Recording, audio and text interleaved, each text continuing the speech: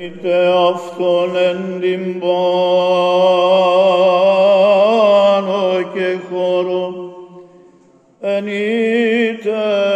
αυτόν εν χορδές και οργάνου,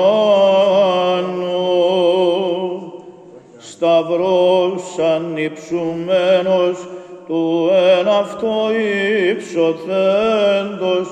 το πάθος το άχραντον ανυμνήν προτρέπεται κτήσιν άπασαν, εν αυτό κτήνας γάρ τον ημάς κτήναντα, νεκροθέντας ανεζώσε και κατεκάλυμνε και εις ουρανούς πολιτεύεστε, ηξίως ενός έσπλαχνος διπερβολήν αγαθότητος, όθεν γεγηθότες, υψώσομεν το όνομα αυτού και την αυτού μεγαλύνομεν